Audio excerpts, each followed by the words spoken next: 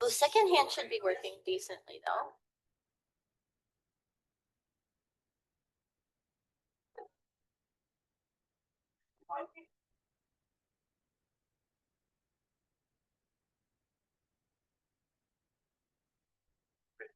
Okay, hello, welcome to the Traverse Area District Library and the Genealogical Society meeting of September 2025.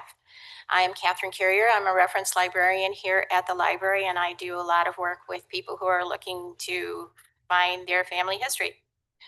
And today I have a little handout, which is a copy of Thomas McKenty's blog post or email newsletter. This is one that he did back in 2021. Been cleaning out my emails. But I think this is just a wonderful example of what you can do to write your family story. It takes up 2 pages. It has an illustration that's not necessarily the family, but what he wants to talk about. And then it has a little clip from a newspaper at the time, as well as a picture of the place that he actually has experience with. This is, again, a great example of what I think you can do. It doesn't have to be a long thing. You know, a lot of people say, well, I've got to get this before I can write my history. No, you write your stories one at a time. And the holidays are coming up, so this would be a good time to put a couple of stories together so that you can share them at your next family gathering. Thank you.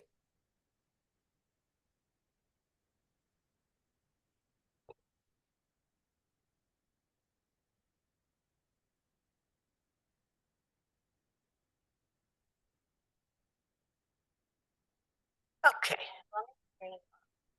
Great. Okay, thank you, Catherine. Welcome, everybody, and all those on Zoom. Just a couple of announcements, and then I'll introduce Matt Pacer. DAR and SAR, in conjunction with the LDS Church, will present a free program for beginners, for beginner genealogists, Saturday the 27th, 9 a.m. to noon, and it is at the Veterans Drive LDS Church. In fact, Jamie Truax, one of our favorite speakers, will be a presenter there. Michigan Genealogical Society is celebrating Fall Family History Month, November 14 and 15. The main presenter is Kurt Witcher from Allen County Genealogical Library in Fort Wayne. It is open to all, live or virtually, and you can get more information at mimgc.org. We are requesting ideas for topics for next year, things you want to learn more about. There's a sheet at the membership table if you want to add a topic to that list. Please remember your Olson receipts.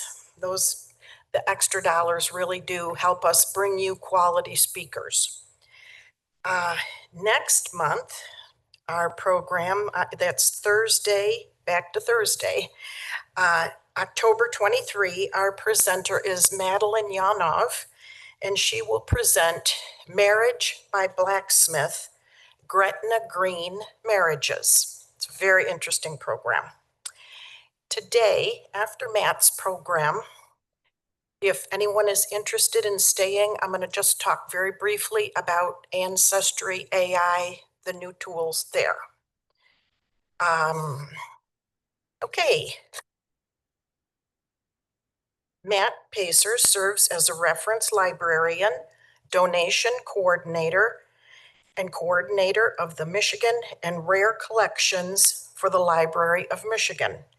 Matt holds a Bachelor of Arts in History from Wright State University, a Master's of Arts in Military History from Kansas State University, and a Master's of Library and Information Science from Wayne State University. Please join me in welcoming Matt Pacer. Hello, everyone. Thank you to all who invited myself, but the Library of Michigan here to present to you today. I apologize that I couldn't be there in person. I would have, preferred that, but since we're so close to our fiscal year, I wasn't given permission to travel up there to be there in person. Maybe next year, if one of myself or my coworkers is invited to make another presentation, that we could hopefully maybe travel up there. So once again, thank you for taking the time to listen to me talk about newspapers and newspaper resources here at the Library of Michigan that may be beneficial for you and your research for family history and local history topics. Just a few things I want to mention before I continue on with the presentation. When I will present, I will turn off my video just to make sure that my connection here in the Rare Book Room, that's where I'm sitting at right now, maintains a strong connection. For the agenda today, I want to talk a little bit about us, explain who we are and what some of our collections are here. And then I'm going to talk about our newspaper resources, the print and electronic resources that we have here, talk a little bit about how to access them, and then depending on time, just kind of give you just a real quick, brief demonstration of how to find some of these resources online and how to access them for your research. So with that, if you want to give me a few moments here to turn off my video and then share my screen and get the presentation going.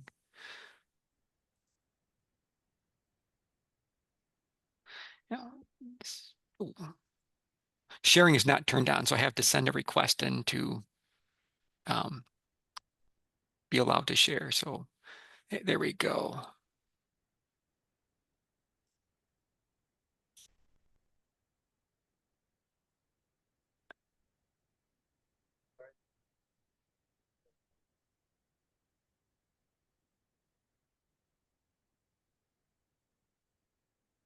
So to my knowledge, I am sharing my PowerPoint presentation. If I'm not, if someone from the staff can chime in and let me know that it is not working. So I'm going to assume that it is. I'm going to go ahead and go to the next slide. So who are we? What is the Library of Michigan? Well, I mean, we are that institution created to preserve and provide access to the story of the state to us and to help support the local libraries in their role as essential community anchors. And we have been around for quite a long time, as you can see from the slide, since 1828. We are older than the state itself. During Michigan's territorial days, we were the territorial library and we served state government. And we like to think of ourselves kind of like the Library of Congress, but at the Michigan level, so the Library of Michigan. The brief outline for our timeline is below. 1828, Territorial Library. We packed up our bags. Well, not yet. In 1837, we became the Michigan State Library, so yay for statehood. Then we packed up our bags and moved from Detroit over here to Lansing, Michigan in 1847. Without the I-96 and I-94, we had about, I've read things about anywhere from like 130 to 135 volumes. So I cannot imagine how long that trip may have taken library staff to get all those volumes from there to here. Matt, Yes. sorry to interrupt. On our end, we are just seeing the first slide. Are we Oh, it- is it advancing on your end? yes, it is. Okay. Hmm. What are you seeing? I am seeing the third slide now. So right now ours is stuck on Michigan newspaper resources and more. Okay, I'm going to go ahead and just stop share and then reshare and see if that does anything. So hold Sounds on, good. please. Yep.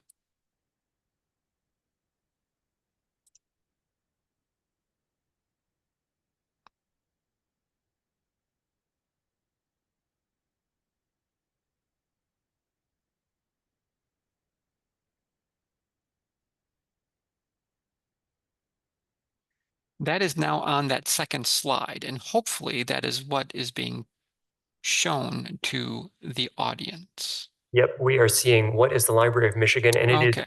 it is in the slideshow view now, so I think it's working. Okay, good. Sorry about that, everyone.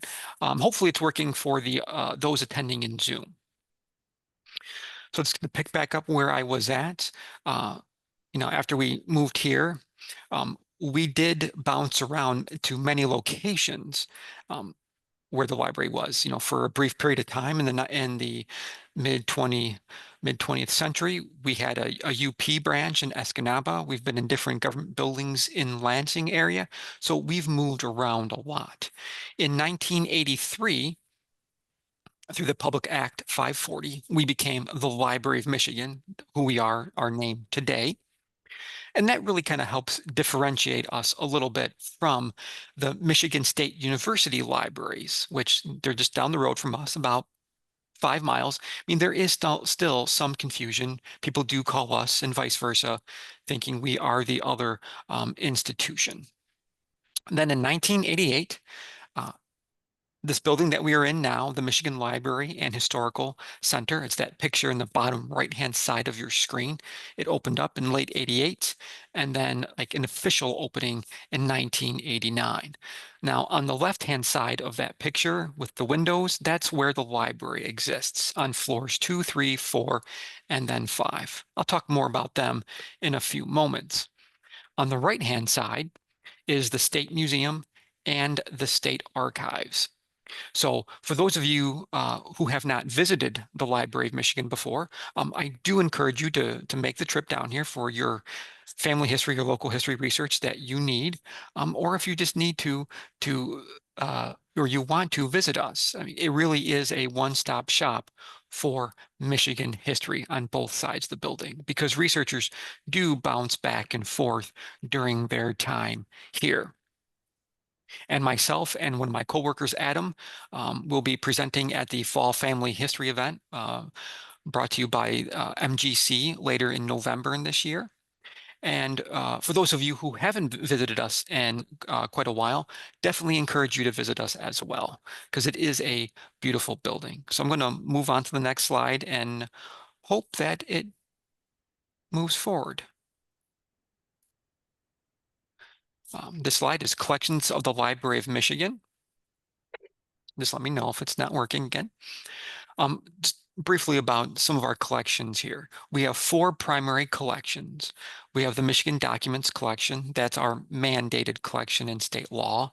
So these comprise many different things: joint documents, annual reports for state agencies and departments, different compiled laws and rules. And there are a lot of hidden gems in the state documents collection that can benefit you and your family history research. Things such as the Michigan Railroad Commission um, annual report. I think they're biannual reports. So now, if you're researching your family history and you have come across ancestors, relatives who were hurt or killed during railroad accidents, sometimes those accidents were reported in the Railroad Commission volumes, in those biannual volumes. Not all of them. So if you knew the railroad line and the year, you could look at those volumes and see if the accident was listed. A great example, a patron did call. She knew the railroad line, she knew the year, and we happened to have that year for the commission report.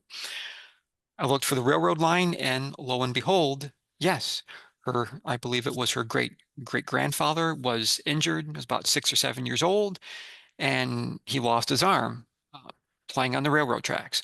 So some of those reports will provide some detailed information about the accident itself. So that's a really useful resource. That's a state document. A few others quickly. The Michigan History Magazine. It was published from roughly 1917 to 2009, and that's a state document. Currently, it resides within the Historical Society of Michigan, and they currently still publish it. And then the Michigan Pioneer and Historical Collection. And that's a great, like 40-volume resource about early settlement of Michigan, pioneers, early statehood, a lot of family history information, and some family genealogies are compiled within that. So there might be some useful resources there. We have the Michigan collection. It's one of our largest collections that I help to coordinate, and it's published commercially and privately published materials. It could be cemetery transcriptions, gazetteers, county histories, city histories, periodicals, plat maps, newspapers. We have the largest Michigan newspaper collection on microfilm. It's about 70,000 volumes, or no, 70,000, over 70,000 reels of microfilm, Michigan newspapers. So we're always looking for more items to populate that collection, because we do strive to maintain 2 copies of printed materials. I'll talk a little bit about that in a second more. We have the State Law Library on the 3rd floor of our building. Again, it focuses on Michigan and the Great Lakes area. And then we have the Martha W. Griffiths, Michigan Rare Book Room, again, which is where I'm presenting from. And that's an amalgamation of the different collections, things that we want to place in rare for either a financial component, a theft component, that maybe we view these items could be thieved very easily and we want to bring them in rare, or a fragile reason. Maybe there's only a few copies left that we can find within the state, or it's just so physically fragile, it's brittle, or something that we want to bring it in and give it a little extra protection in the vault area that's climate and humidity controlled. We do have a couple other collections. We're a federal document depository, and we have a main collection as well. Moving on to the next slide. I want to talk briefly about our Michigan Yearbook Collection project. Now, I am the donation coordinator, and since you are a captive audience here for me, I greatly appreciate that. We're always looking to add to our collection, because our budgets don't allow us to buy everything that we do need for researchers like yourself. And if you are cleaning out your closets and your garages and attics and basements and spare bedrooms, and you find Michigan materials, books, pamphlets, maps, poetry, think about us before you discard them, or you maybe sell them, because we might need to add them to our collection. At the end of the presentation, I'll have our contact information up there. But I want to highlight this. This has been a campaign that we've had going on for a little over a year, when we're really collecting these high school and colleges, post-secondary institutions, business schools, vocational technical schools, those yearbooks. Since the campaign started, we've probably received somewhere north of 3,000 to 3,500 yearbooks in the mail, sometimes 1s and 2s, sometimes decent runs of high school yearbooks. So always wanting to add those to our collections. I'm going to go ahead and go to the next slide. So let's talk a little bit more about why I'm here. Talk about newspapers, newspaper resources at a glance.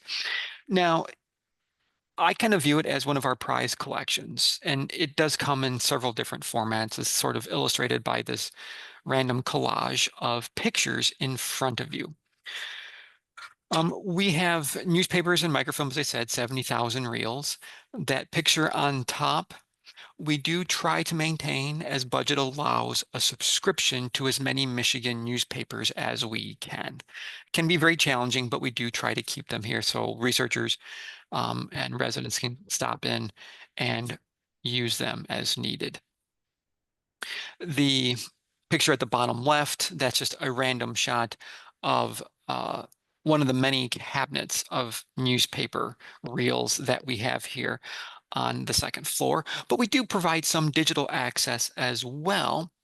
I'll talk about that later on. And in parts of the other collections, like in Rare or on Microfiche, there might be, or even in print form, there might be newspapers, depending on its format and how we receive them and what we need to do to preserve them. So one of the big questions always is, how can we find newspapers here in our collection since we have so many?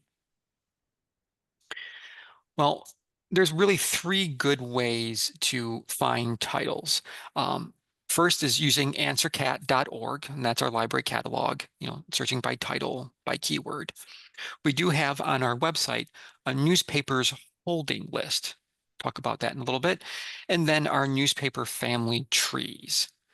That's another way to try to find titles that you can then use the catalog to locate where they're at.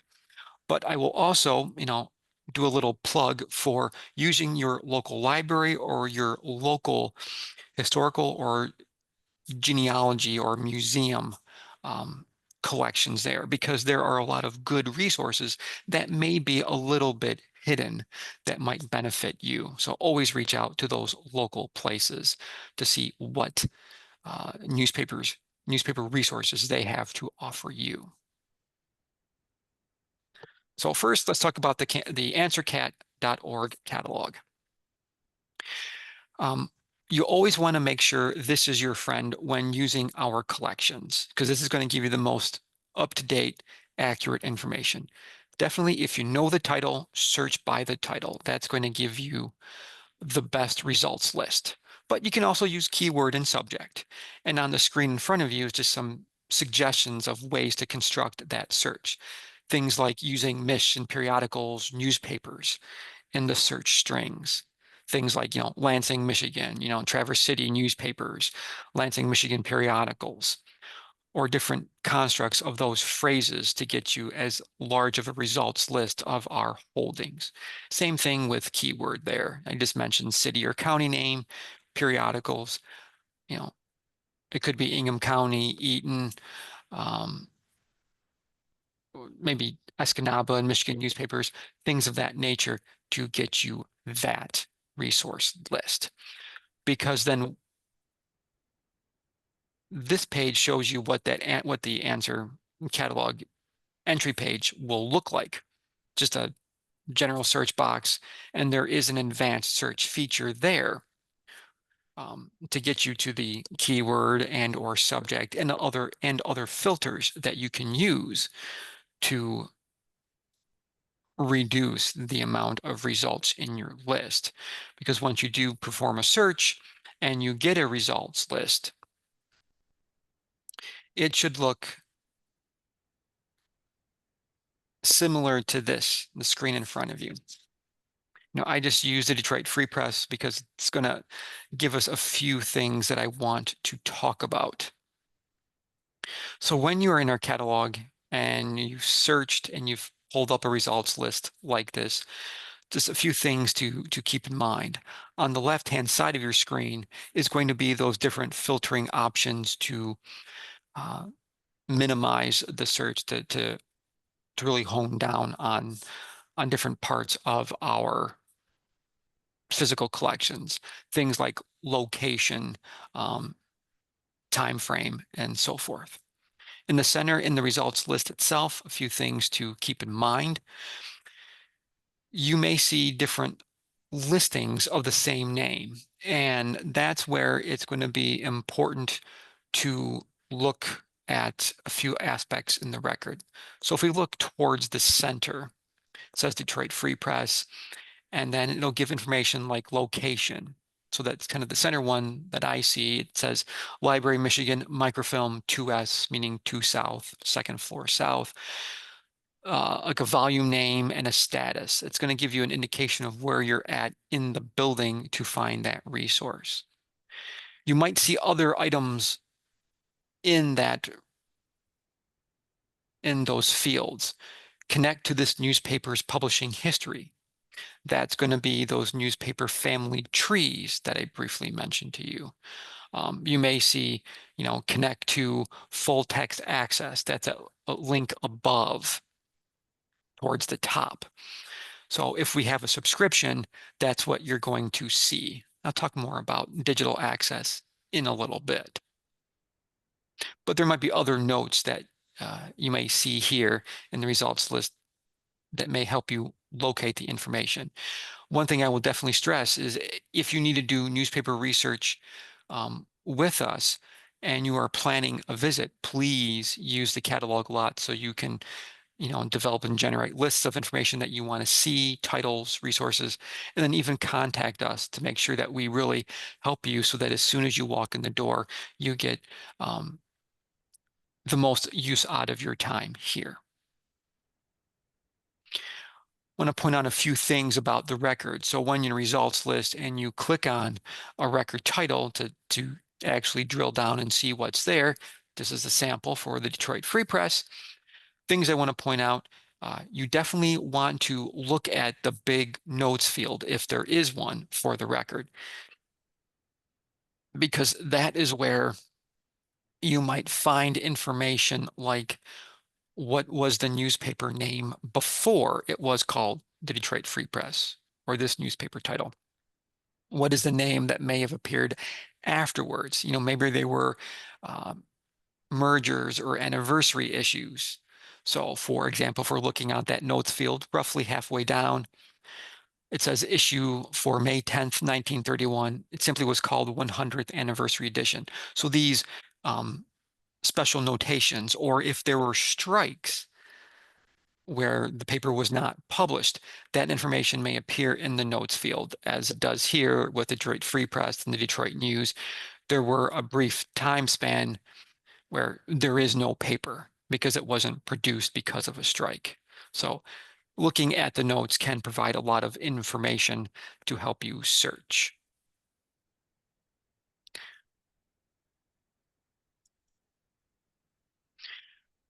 So besides using the AnswerCat catalog, if you want to just kind of do some general exploring and kind of browsing of what's there, there is our newspaper holding list on our website.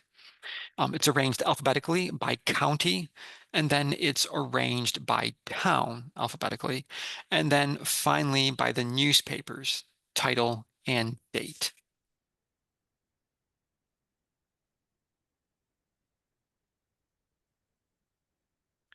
This image or images on your screen kind of highlight little captures, screen captures of our website of that county newspaper holding list.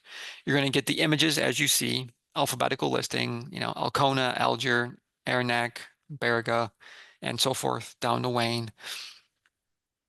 And with a little outline in red of where that county sits at in Michigan.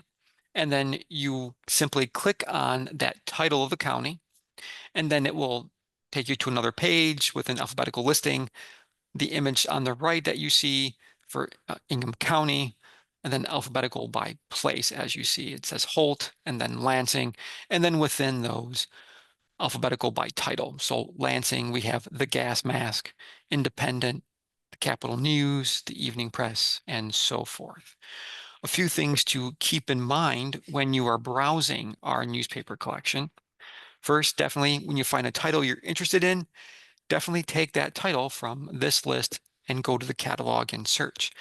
Because it says here we have, for Lansing, we have the Independent 1870. Well, that year, 1870, can mean many things. It might mean we have a full year run of the paper. It could be 7 months, 1 month, 1 day. It's whatever was filmed at the moment.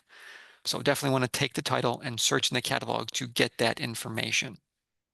The same thing is true even if you have a range like the Lansing Capital News. It says 1921 through 1932. Looking at that notes field in that record will give you information as to what the full holdings are. Maybe there is a some issues missing that we are aware of, we will add that information to the actual catalog record. If you see a number that says 1999 in the list, that usually is just letting you, the researcher, know we should still be getting this newspaper in print and hopefully in microfilm. Now, part of the issues that we are facing here at the Library of Michigan and other libraries as well is many of the newspapers, newspaper aggregators, producers, they are not filming, putting onto microfilm newspapers. So it's becoming more challenging for us to get it. So, and more as more newspapers go either digital or close down, the newspaper holding our collection and our ability to maintain current newspapers really diminishes.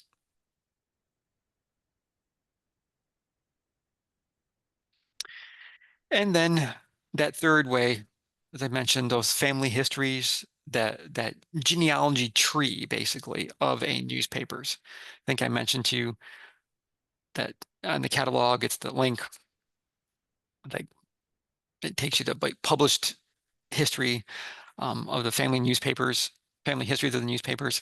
If you click on that, it takes you to our website. And there are different family trees where librarians and library staff several decades ago tried to trace in a family history way newspaper titles, tracking mergers and name changes and so forth. I put our wonderful construction barrel up here because when we moved to our new website, we've had to do a lot of ADA remediation of those pages.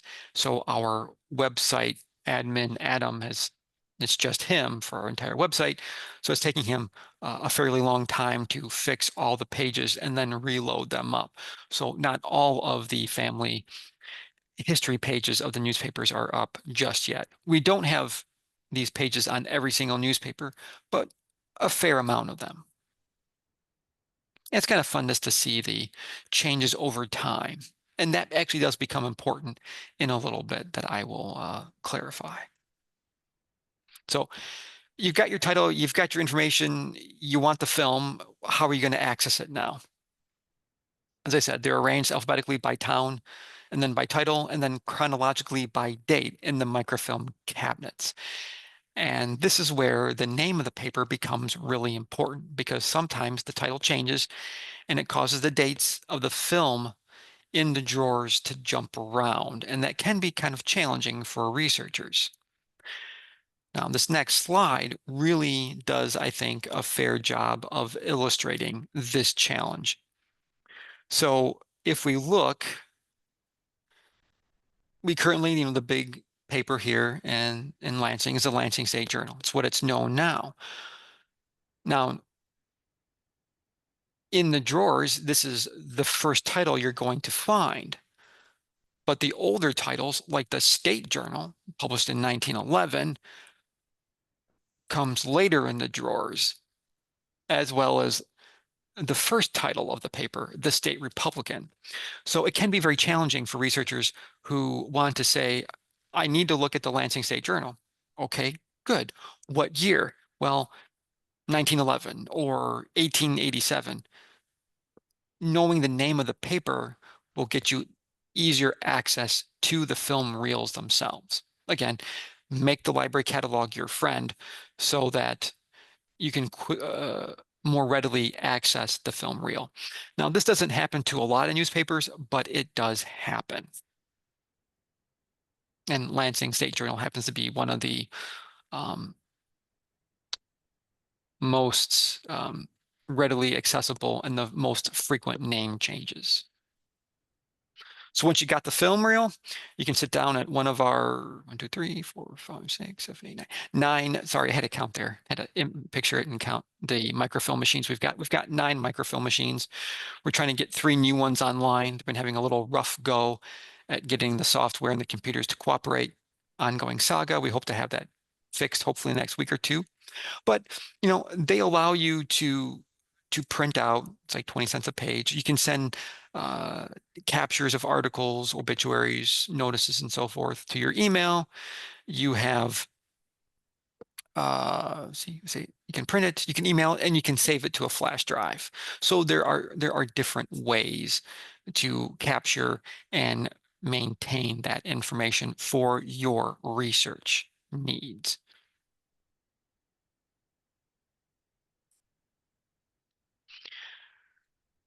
So a few other resources that might help you really work with newspapers. So there are some shelved newspaper indexes out there. As it says here on the slide, we've got Lansing State Journal. There was an index created by the Lansing Community, well, a Lansing Community College class, covers 88 to 1995. There's the Grand Rapids Press index and print from 1996 to 2006. Some indexes are going to be published by local historical societies or genealogical societies. Those could be or should be in our Michigan collection. Again, make AnswerCat your friend because there is good work being done by these societies and other individuals. Some things are going to be on fiche themselves, and definitely use the internet. See if someone or some other group or your local library to see what work they are doing. You know, maybe they are digitizing, maybe they have done indexing of certain things. I know down the road at the Capital Area District Library, there was a researcher doing a lot of indexing work on the state Republican. And I don't know how far they got, but that volunteer was moving through the state Republican just day by day, year by year, indexing obituaries. So there's a lot of good work out there. So don't forget the local library and local societies and historical associations. Now, with the microfilm and print resources, I would be remiss if we ignored digital access, because we do have some digital access.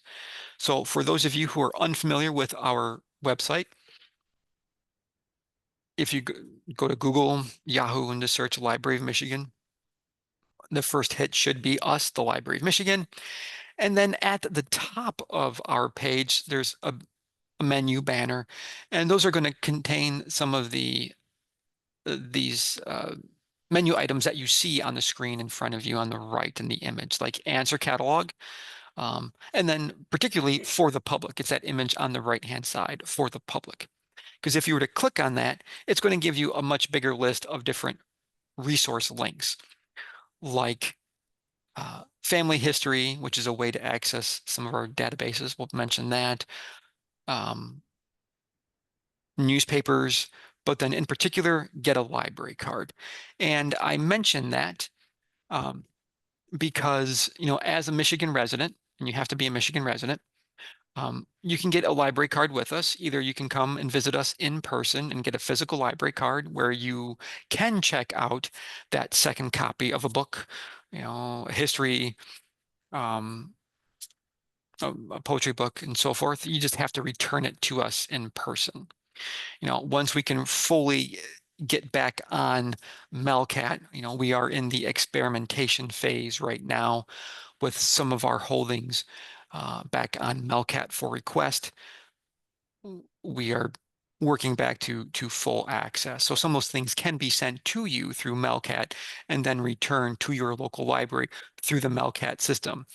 But if you choose to physically check out an item with us in building, it needs to be returned here. One great little story I like to tell, I helped a patron before COVID, got a library card, found a book she wanted to check out, and I mentioned again that you have to return the item to us, in person. And she said, I don't know when I'm going to get back down here from Ironwood. So she stopped that whole transaction, and I'm hoping that she used Melcat, because I didn't go on and explain, well, you can try Melcat because we did have a second copy of the item. So I don't know if that occurred, but just keep that in mind. But we do have a digital library card as well. So if you click on library cards under that for the public, you can scroll down to the bottom of the page, and there's a little form to fill out.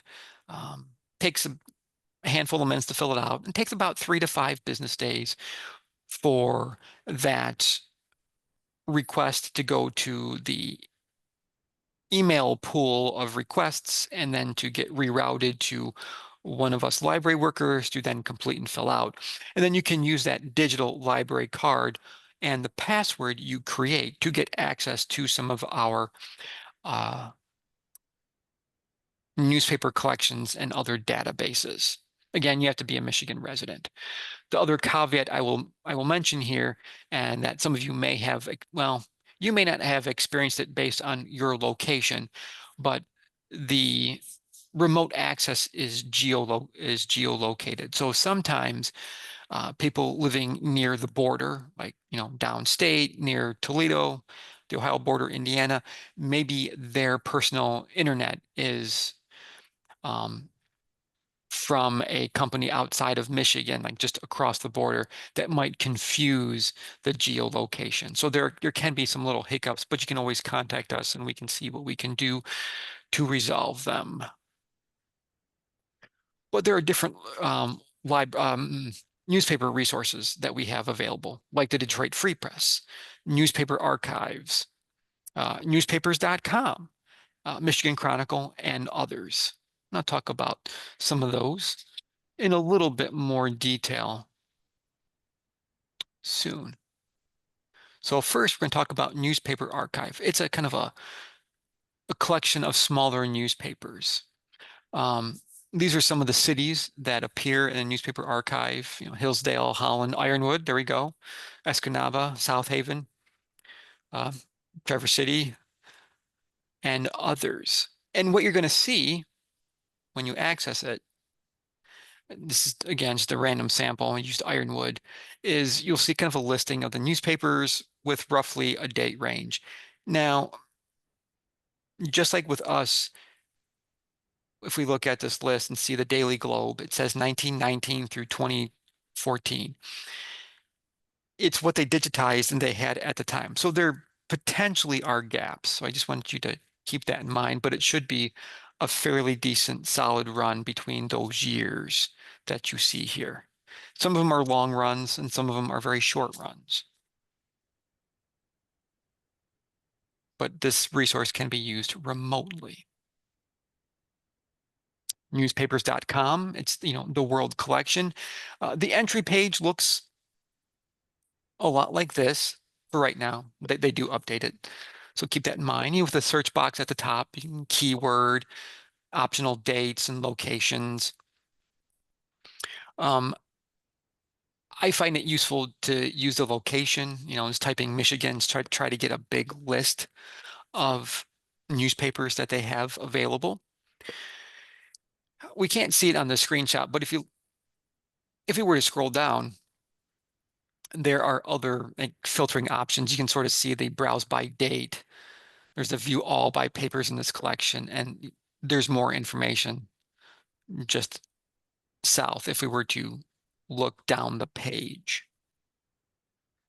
So if I were to look at, Michigan as a location for publications, it's going to give a results list alphabetically of papers.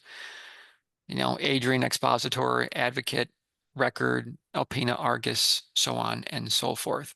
And it gives you the year breakdown and how many pages. And then if you were to click onto the title, like Alma Record, you can then browse more within that collection of the Alma Record newspaper. Or then you can do some searching as you see towards the top. I got that little search bar that I screenshotted. You can type in the left-hand side menu, search within, and so forth, and try to get a more refined results list. The Free Press. This is what the entry page looks like, and a lot of, well, not a lot, the newspapers that are brought to us by ProQuest, it's a ProQuest database, as you can see, ProQuest Historical Newspapers. The entry page looks like this. You get a basic search box. You can see the publications, do an advanced search at the top. You can change the database to the ones that we have or that we are subscribed to through that button on the menu above. And towards the bottom, you can see, included databases. So if some of the databases, you may see further refined information that you may need to act upon, like click on. So if we look down below, it says subject coverage. Right next to it, it says included databases. It's saying ProQuest Historical, Free Press, 1831 to 1922, but they've broken it down until 1923 through 1999. So we are trying to update that coverage to more recent years. That's just negotiations and licensing agreements to see if we can provide more access, but that's what we have it up to right now. But we do have them on microfilm to fairly current year. Now, I brought up where I use the Free Press as an example because it's one of the newspapers like the Lansing State Journal that used to go by a lot of different names. And as you see from this page, it was 11 titles. So what we know as the Free Press was the Daily Free Press, the Democratic Free Press, and then again, the Democratic Free Press and Michigan Intelligencer. So those are the different, well, some of the different names covering different years. Just to kind of, again, give you another example of the different name changes that appear. But if we were to do a search and like use state library or some other keyword, we're going to get a results list that will look, similar to this, using the title that you used, where on the left-hand side, you can refine it by entering or using the slider bars on the left-hand side, those little gray pointers left and right to drag them to filter down your search and update it. You can click on something like full text to get into the, excuse me, the newspaper itself. If you click on the title, like the State Library or Protection Asked for State Library, those should take you immediately to the article that it's referencing. So a good example, and before I move on, just want to point out, you will see different control mechanisms, like at the top, the little envelopes. You can email lists or email this list to yourself. You can print it off. The ... should give you an option to save. But if you click on one of those titles in the search list, it'll get you to that article itself, whereas clicking on the full text should get you to the full paper, so you can then kind of page through it. And then it just kind of outlines the title, and you might have to scroll up and down. As you can see the scroll bar on the right, you can enlarge it. The little gearbox or the little gear itself, or the ... the ellipsis, again, should bring up those options like printing and saving as well.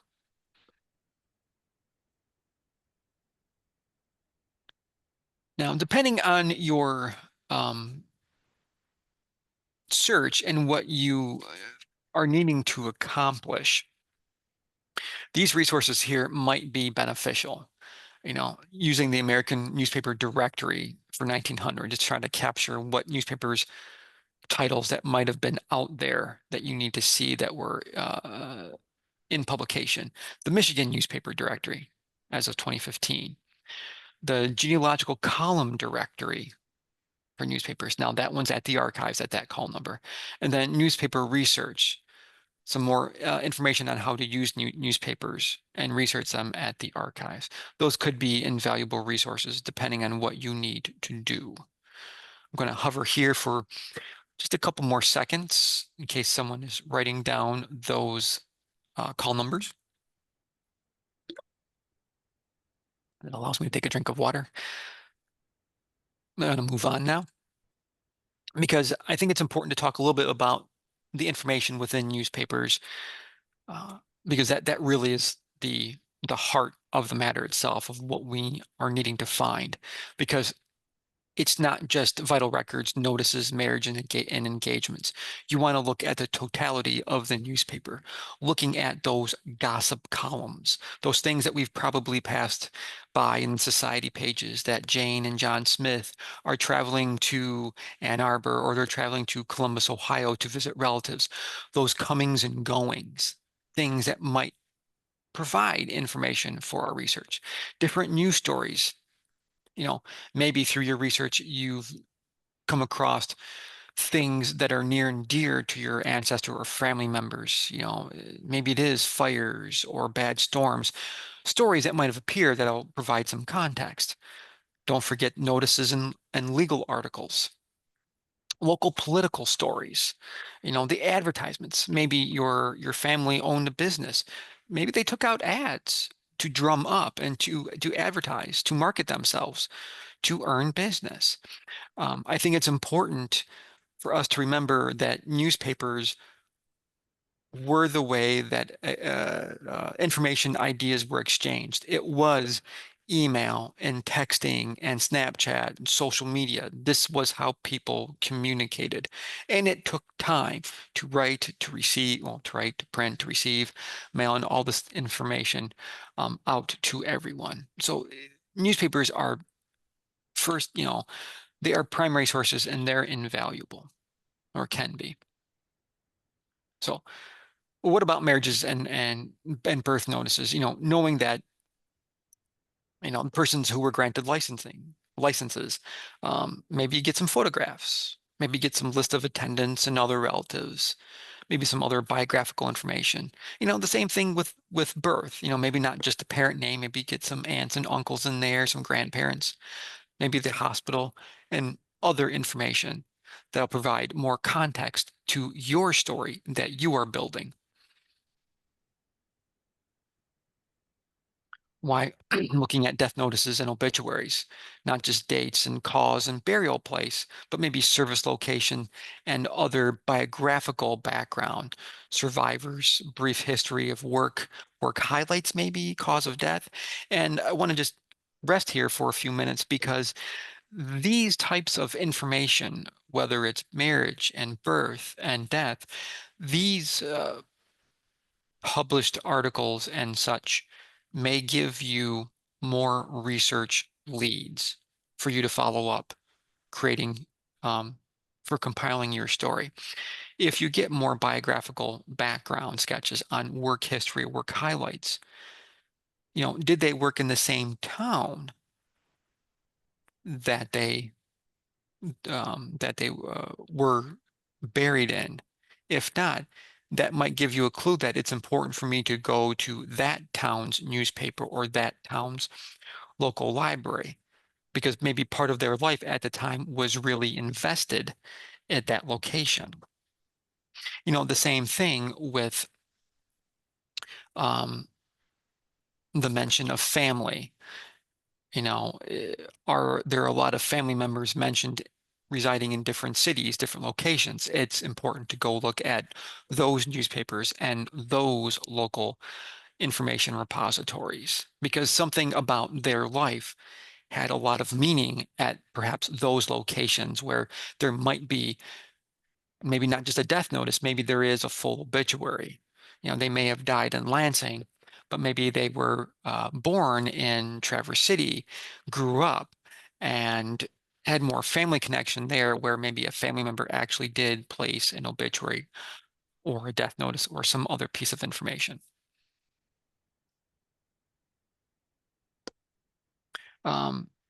Finding all this information in newspapers, because it's on microfilm, it's best to know dates, but a month and a year will help you narrow it or at least limit how much scrolling you're going to have to do through the newspapers themselves on microfilm if there is no digital access. Look for table of contents and other different cues because a death notice might be the only thing listed. But then that takes us to that idea that I mentioned of, well, if other names and other locations were mentioned in an obituary, more biographical information to trace those leads, because are there other newspapers or a different village or town, because different newspapers are going to have different coverage. There might be coverage in one and nothing in another. Same thing with nearby counties, cities, and states. Again, what was meaningful, what place was meaningful to that person if you're using newspapers for that type of research or that type of event, if that is what you are researching. So I'm going to move on to the next slide because I'm going to go to that brief walk online tour.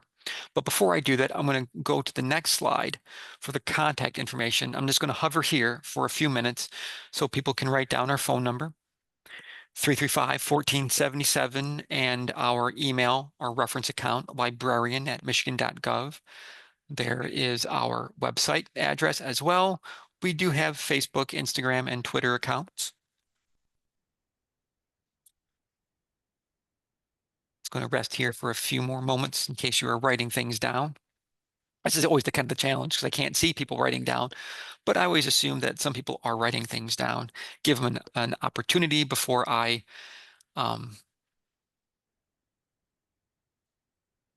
stop the share and then reshare the internet website so I can do this little virtual tour. So with that, I'm going to stop the share.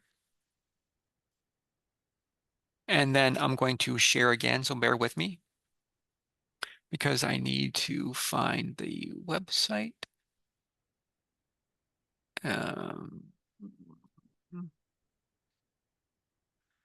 Oh, this is always the challenging here. Here we go.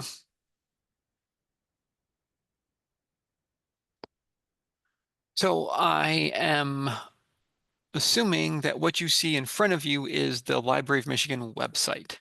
And I'll just have someone chime in if that's not what's being displayed on the screen in front of you. But if it is, this is our website, if you were to click on the main page. And as I mentioned before, we've got those menus at the top, and I'm hovering here on For the Public. And if I were to click on it, it gives us that other menu listing on the left that I mentioned before. So real quickly, we scroll down. So, well, there it is. Get a library card. I'm going to click on that just to show you what it looks like. And there's an image of our physical library card. Always encourage you to get one of those. But if we scroll down, gives you the instructions, what you cannot use with it. Scrolling down, it's just a form field. Fill out email, name, city, state, subscribing to library news, and then click submit. Again, takes 3 to 5 business days. But if I go back to that For the Public list, I want to go to online resources for library card holders. That's probably the best place to go for the digital access. So I click on that. That means you already have your either physical library card and password or your digital library card and its password. You're going to see a page that looks like this. And if we scroll down just a little bit, you get another menu in the center of the screen, ebooks and publications, family history, general reference, newspapers and periodicals. Before I get there, I just want to go ahead and click on general reference. Just so that I can, well, nope, I'm in the wrong one. Family history, my fault. Because I want to point out that we do have access to Fold 3 Library Edition. It's a database put out by, it's a companion database to Ancestry Library Edition, but Fold 3 focuses primarily on military records. So Fold 3 is accessible remotely for you with a library card, but as you can see, Ancestry is not. So you're going to see that on-site use only. Now, if I click on newspapers and periodicals, this is just a full alphabetical list of the different newspapers that we subscribe to, like Ann Arbor News, Adrian, Detroit Free Press, and again, with those listings of on-site use only, like for the Flint Journal or the Jackson Citizen Patriot. That for those, you have to be in the building to use them. And we keep this list updated as frequently as possible as new negotiations occur for the licensing agreements. So always just keep checking this out. You know, if you have a library card and you want to get access, because once our licensing agreements change, we will reflect them here and put them on-site use only or remove that information there. Muskegon Chronicle, Midland, there's your newspapers.com and your newspaper archive. And then lastly, I want to go back up because I want to click on the back. Well, I want to go on the for the public page again to briefly, oops, there we go. To briefly show there we are, Library of Michigan newspapers. So if I click on this, it gives us our flyout menu. There's your family histories that I mentioned, those genealogy trees, and then the newspapers on microfilm list. If I click on that, just to give you an example, there we go. Just so you can see the different alphabetical list, so you kind of have an idea, you know, Sheboygan County, Clinton, Crawford, of what it looks like. And I'm just going to click on Houghton. I don't know, maybe they have snow right now. I don't know. But maybe. Well, there we go. So some of the county listings like Houghton, and I chose this on purpose, can be fairly lengthy, depending on what papers that we do have in coverage here. So there's a lot for you to explore, and that I do highly encourage spending quality time using these various resources that you have access to, and then sending us emails or calling us if you have questions. So with that, I am going to go ahead. I'm going to bring back my video and open it up to questions. So I want to thank you everyone for attending. And if you have questions, go ahead and put them in the chat, or however else questions are fielded in person up there. And if you don't have questions, that's fine too. You can always just email or call us later. We can use the room mic, yeah.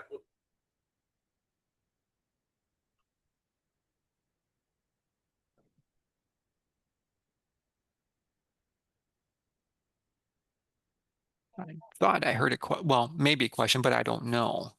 Someone spoke briefly and I heard something cut out.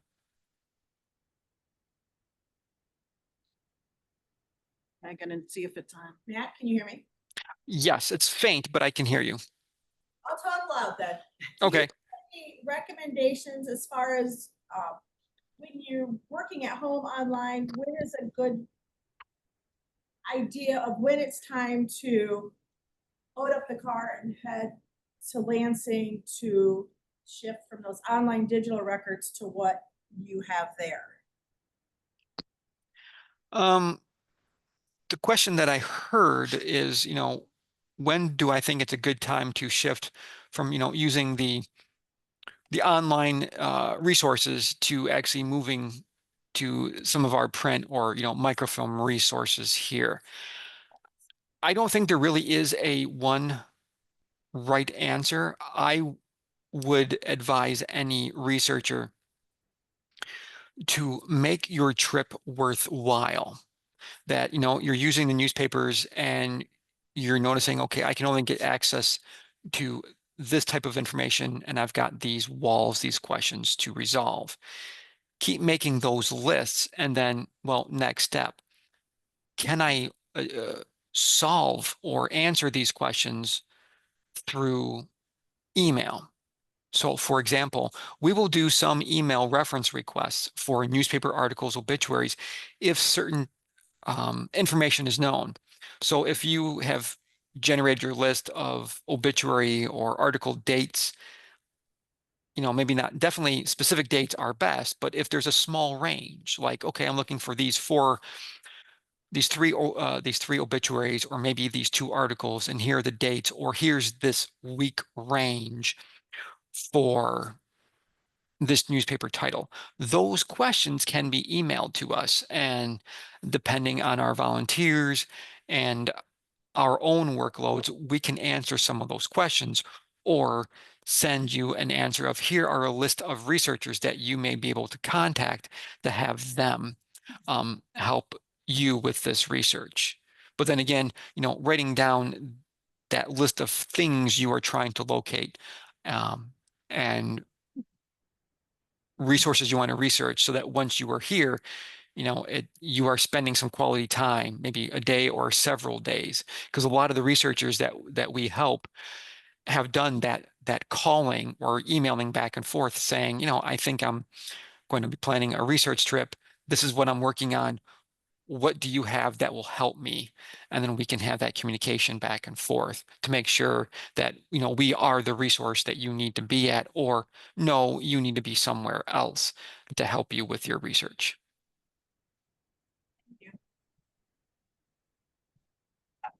Go ahead. I have a question. So while you were doing your presentation, I thought, well, I'll apply for a digital library card. I might have had one like 25 years ago. I don't know. So I did Okay. that.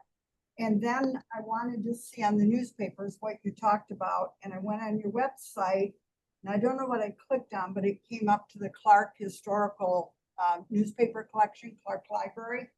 And then I went to Grand Traverse County, and then it says some are pay sites. So I clicked on the Traverse City Record Eagle, and it says you have to be a member of newspaper archives. So once I get my library card, digital card, will I then be able to go in and look at the Record Eagle on newspaperarchives.com?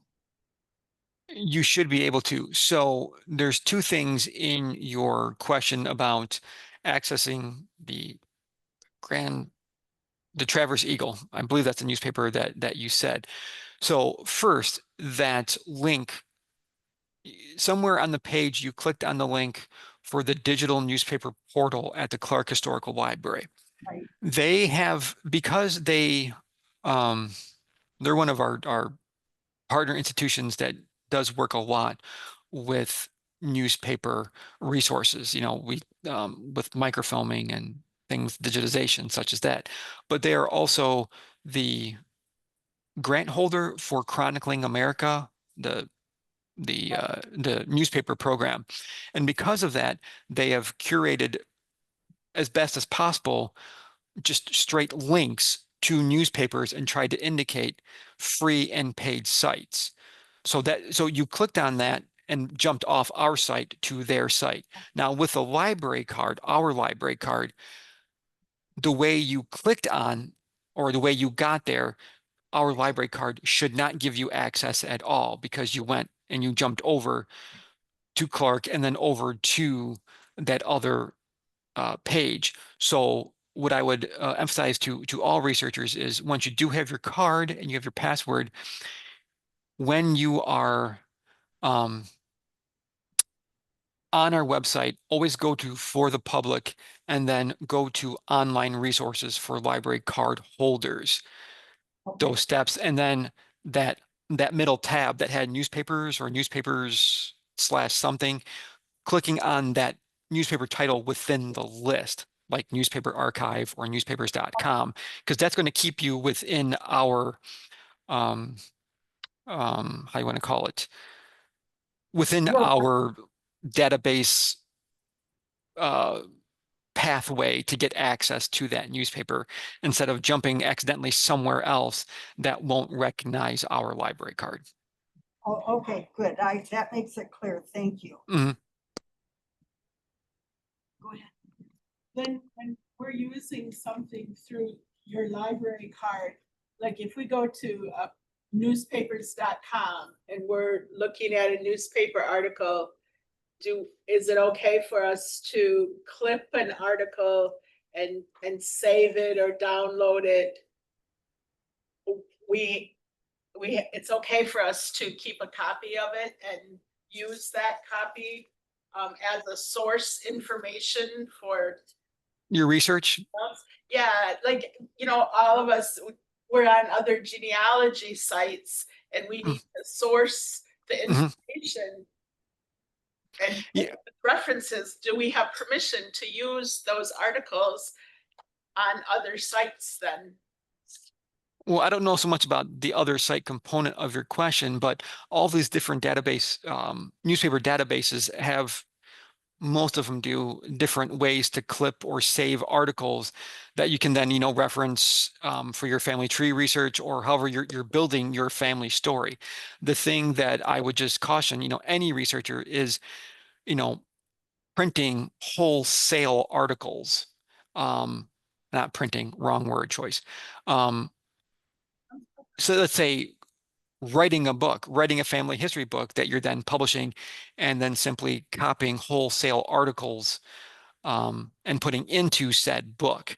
That's where that fair use concept starts to break down. But using the different articles and obituaries and death notices and these types of information for compiling your information and creating those resource lists, that's fair use. It's just publishing is where it gets murky when you're publishing something for sale and it's the wholesale copying of full articles and many full articles.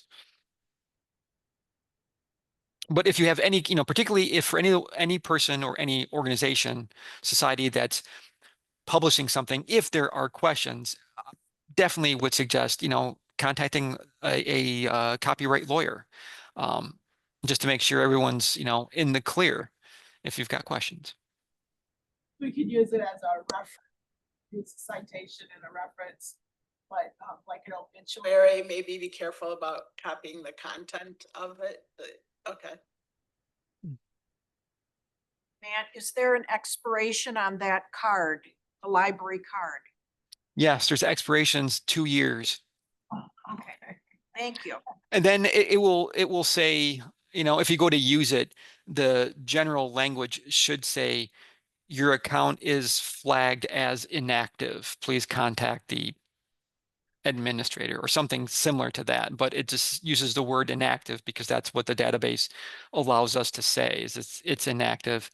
And then, you call us and we go back and forth about the information that we see in the record and try to make sure that whom we're talking to is actually you. So we'll answer questions back and forth and then we update the cart. Okay, great. Any other questions? Mm.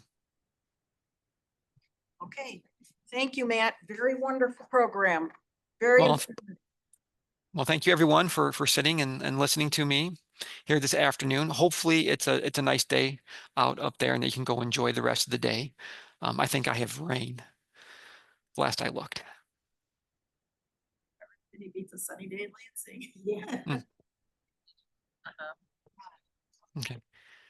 Well, with that, I'm going to go ahead and I will have go back to my regularly scheduled desk hours to help other patrons. So thank you again, and hopefully I'll see some of you down here in Lansing.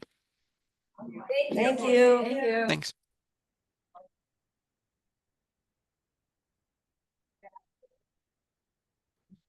A local library card, but I have to go one step more, don't I? Well, yeah, but still, I used to buy. Yeah. And so then I'm not sure, I've now gone back. Yeah, gone back and I'm not sure. There were several things to click. I don't see for archives.com.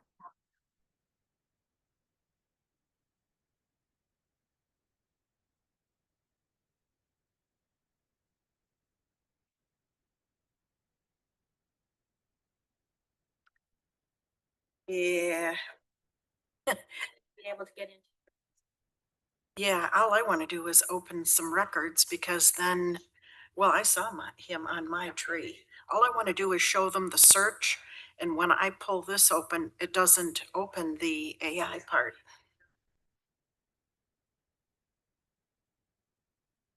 Because it's the institution. Right. It's you. Okay.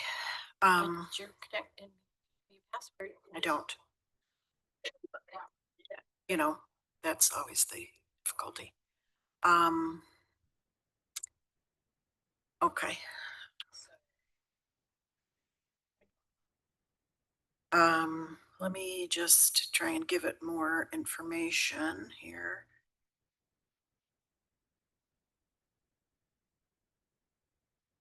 Problem when you have your username and password stored someplace else. Right. If you need it.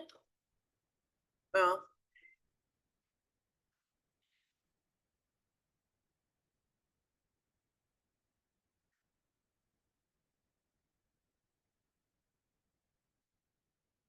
okay. That's him. That's his death record. Before it wouldn't even let me open this. Okay. That's not it. It's all AI. Right. But It's your hints. on the search itself, there's a thing that comes up here and it's not coming up. Well,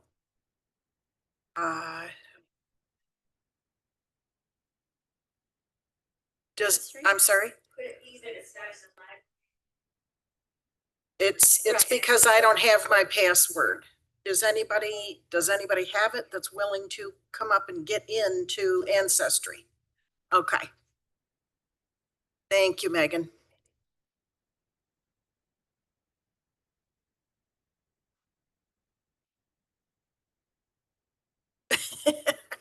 I can. Whoops. Where are we? Up here. Here. Maybe go back to the beginning. I didn't bring my computer glasses. Close that and. So if you just Here. open up. Oh, yeah, just open up a new one, Ancestry. Ancestry.com. Okay. There you go. Ask me how my progressive adjustment is going. I So- love my progressive lenses. Do you? Can you want my glasses? Are they readers? No, they're. Oh my gosh. I have like a sliver right here.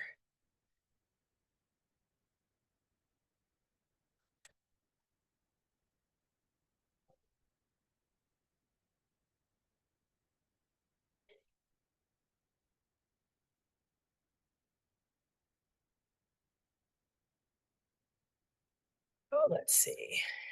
Let's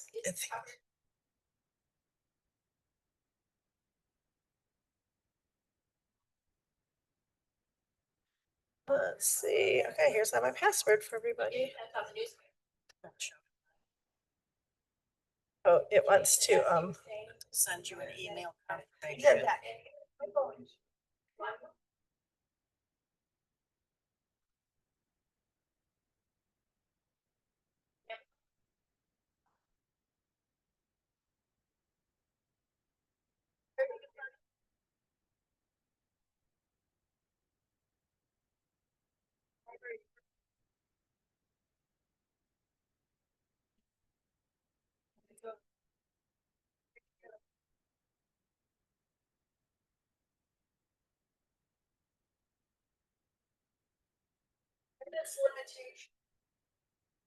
Okay.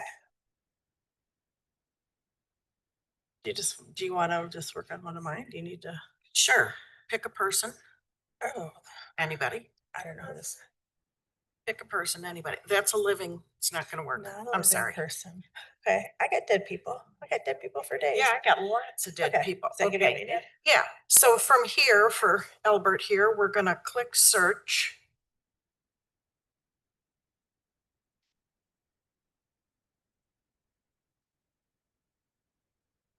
And this little thing right over here, can you see the pointer? Is it working?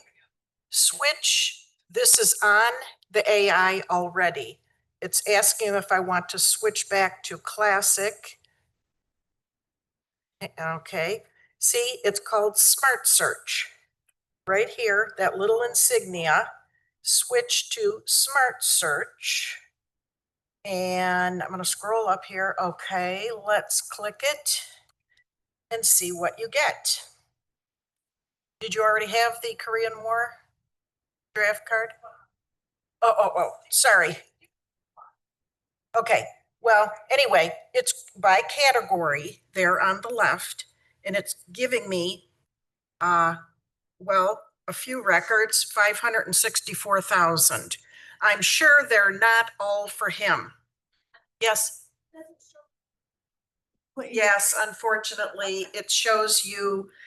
So the person I was using was John Liston, and I already have, a full complement for him. Tell you, you already have that record? It'll show just like Ancestry does in your, Oh, I mean, you can go ahead and do anything you want in there. all right, well, let's just look at this draft and see if it's real. Okay, and so there's the whole information. It's not saying that you have it already. His name would be highlighted and it would say. Feel free to demonstrate how you would add that to it. Knock yourself out. Okay. Okay, now see, this is something that he was talking about, the fold 3. That, because when you get a normal, the regular basic ancestry account, fold 3 and newspapers.com are not included. I have a full paid account. What is full 3? Fold 3 is military records.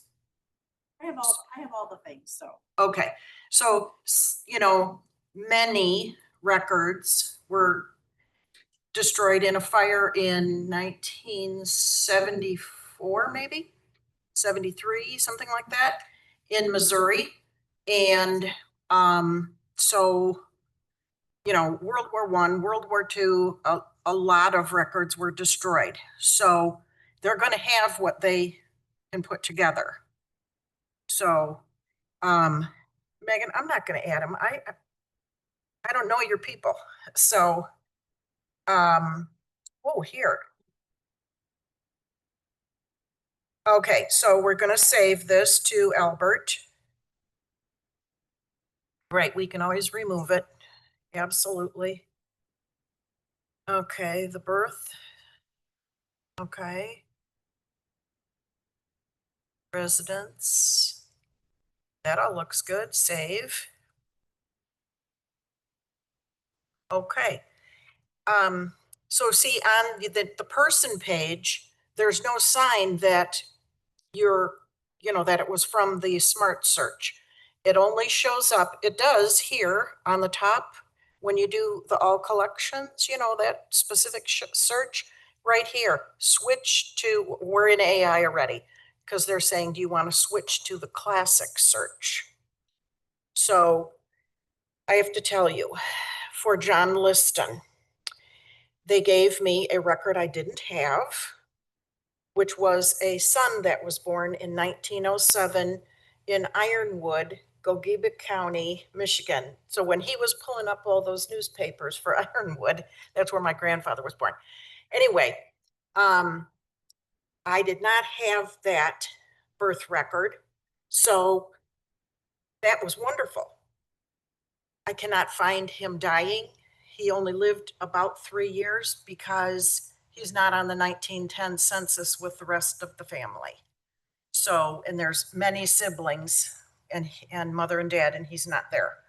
There was another sister born in 1908, and I have a death and find a grave that they gave me using the AI. She wasn't born though. There's no birth record. So, and I on Family Search back over there because I can look at the Gogebic birth records page by page. Only 150 for the time frame of 1907 to 1910, and I've been through it twice. There's no record of her being born.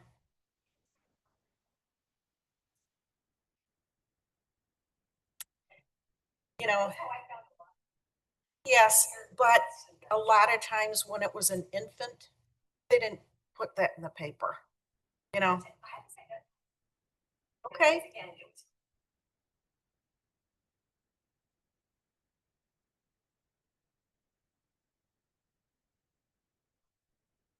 Okay.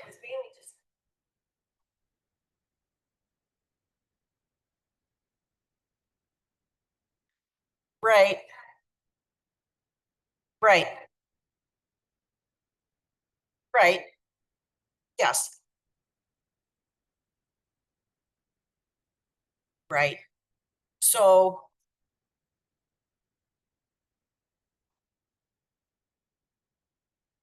right, for the passing.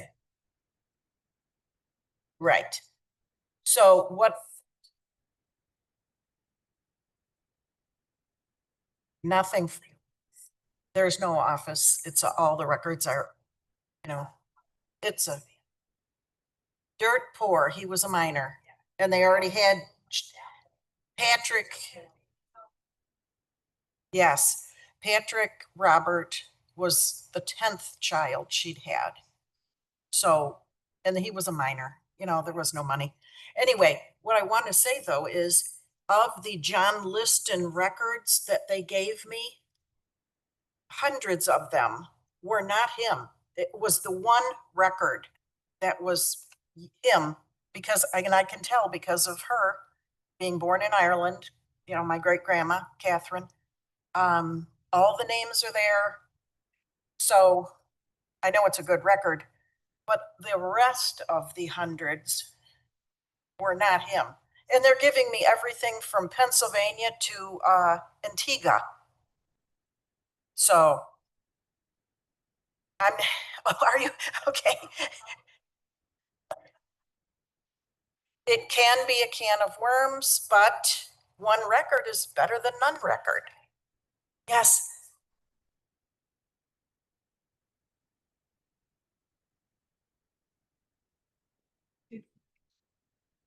Do you have a different subscription that you're using it with?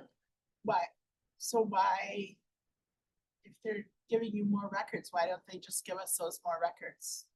Probably This is beta like- testing. it's it. beta Yeah, testing probably and beta it's- testing. Family Search did for years, 2 years. Like everybody's had Something like that. and we would go, Right, there's a lot of garbage in it too. I'm seeing it in hints of like newspaper articles that have nothing to do with my. Right. So when you start on the full page thing there where, you're doing your search, let me see if I can go back and "Oh, explain. Yeah, Yes, we will do that.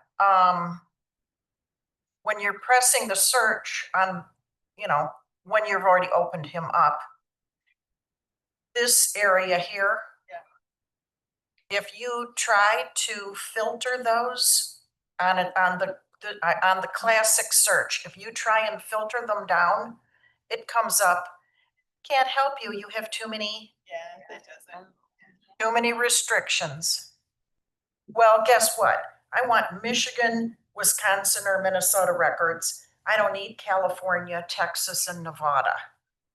So, but if I say that, they get mad at Well, me. you go up at the time, I haven't looked at this much, up at the top, his name, birth year, and then there's a spot for city, county, state. Right? Have you played with that at all up there for filtering the? Yeah, because I know that he basically lived in Michigan. He was born in Canada West. Do And you find using that filter at the top helpful? Or does it tank like when you use the? I do it both ways because sometimes it helps, sometimes it doesn't. But if I put in Michigan and then you do the little drop down, Michigan and surrounding states or surrounding locations, that works, but they're still giving me California and so. It still beats driving to the library and doing this for filtering. You know what? It keeps me out of trouble. Move down the garden center. It keeps me out of the garden center. with the registrations, I've been searching a lot the last week for birth records that it maybe depends on the location and the years, but I think that you didn't always have to register babies' births. So So some families where there's maybe like 12 kids and some of them there's birth records for and some of them there aren't. In the civic or the church records? Just any record Yeah. of them. So in Michigan, those birth records start at what? 67, I think. Yeah, I was gonna say it was pretty early, but they were very sketchy. By the time you get to 1897 and into 1900, then they're better. The deaths were not as early and marriages weren't until much later. Go by the state. Indiana has births and marriages way back, but each state, Illinois is terrible. Even though it was mandated by the federal government, they didn't start participating. And my dad was born in Chicago in 1915. He had to have a delayed birth because That's some of there them were no I records. see is delayed, like if it was rural Michigan and it was very scattered Yep. amongst their kids. And some of them were pretty timely when the child was born, but some of the kids, it would be a year or two after it would be recorded. Right. Like somebody came through that area and tried to document the kids, but. So that's one thing. When on Francis's, no, maybe it was Patrick. Anyway, one of them were born, the birth was like June of 1907. It wasn't recorded until 1908, maybe Yeah. July. So that's- are they indexing the actual birth or the recorded date? Give it a wide span. If you only want 1908, look all the way up to 1910. Yes, Well, it's partly because the townships recorded it. They, exactly. like quarterly or so, sent them to the county. Right. And then the county would have to get around to entering them. Like my great-great-grandmother was born, died in Acme Township. Uh-huh. And when it was sent, the Family History Center had those township records the courthouse gave them. And it was in there, but when it was sent to the county skipped over just that entry and it was never recorded. But in the township records that have been sent to the county, it was in there. So Okay. it's never recorded. Another thing, my grandfather was born in June 1900 in Saginaw area. And I went to Saginaw to the county office and I went through book after book after book. And he was finally registered 2 years later and his names were reversed. Yes. So he goes by Wayne Dexter Harris and it was Dexter Wayne. So when you're looking. So that was the reason for going page by page. Yep. I found, first of all, their typewriters were not of good quality. It's handwritten. Okay. Well, one of the examples was Johnson and the dad's name was something Finnish. So, whoops. And then the child was actually indexed by whatever his name is, Michael. Instead of saying Johnson Michael, it said Michael Johnson. And there's no way it was going to be indexed correctly. The other thing is, how do you misspell Powers? But they did. And then the printer, the way it's typed is terrible. It's blurry. It's, O's didn't print well or didn't type well. And anyway, you had, in this case, page by page, and then it's still not there. So, but like were there police going around saying you had a child and you didn't register them? No, if it was a in-home birth, maybe maybe she didn't even have any help delivering. Who knows? Well, you have to also consider with all the children that are having, a lot of times they didn't name the baby for 2 years. Right. because they died. Right. Right. So it could be that if you said, okay, he's still alive, he's 2 years old. Right. Well, in that case, at least in Gogebic County, they're listed as Johnson unnamed, Powers unnamed, baby female, yeah, twin, not twin, Anyway, I'd read some of I was those. just gonna say, you can find dates when it was legally required to enter birth, death, marriage. When I go to Family Search Wiki. sure, and you go to the definitely. State, and then down on the right-hand side to vital statistics it will give for each state. It Right. has like a little bar graph. Right, Of right. states, so you're trying to remember from Michigan. yeah. Does anybody ever run into that? I have ancestors that I could swear they cared less what the government was telling them. Exactly, that's what On census reports, every census report, they were saying different names and different birthdays. it amazes me how people get 10 years younger instead of 10 years older. You know, and they like had the to- census taker couldn't look at a 70-year-old person and say, you're not 40. You know, I think They that they might not just. have been there. just wrote down what they were so told. up on those census reports sometimes, and knowing some family stories, they were quite jokers, and I don't think that they really took those census reports very seriously. Right. So There was one when on, people take those reports very seriously,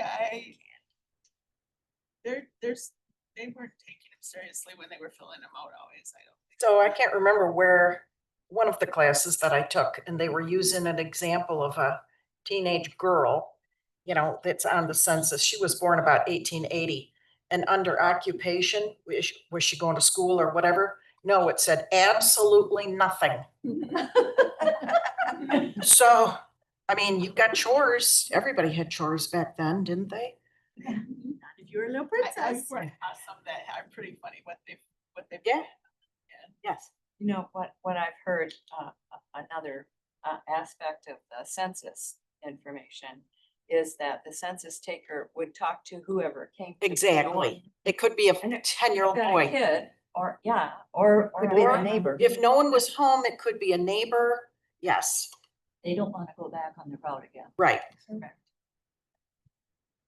Okay, unless anybody has anything else, that's it for today, but Just out of curiosity, could she maybe have been, I don't know, had some mental retardate or something, some kind of mental disability where maybe she wasn't, just, where maybe they were it trying could to be say. that she was born one day and died the next, and the birth was never, there are so many scenarios, you know. It actually says that she, on the death, you know, it's not really a certificate, but you know, thing in the book, we'll put it that way, Death record or. yeah. It says that 1.5 years, days, hours. What? 1.5 what? It makes sense that maybe she did, well, keep in mind too, my great grandma Catherine would have been 42, just shy of 43, giving birth to that baby. So, and she'd already had, she was number 11. In like 14, 15 months. Census as well. Right. 1.5, like a day. Right. Well, it could be a year and a half, but that puts her at Patrick Roberts' birthday.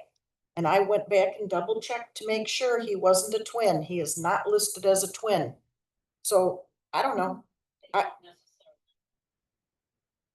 Well, those in that book, they were listed when they had a twin. There was only one triplet in the 150.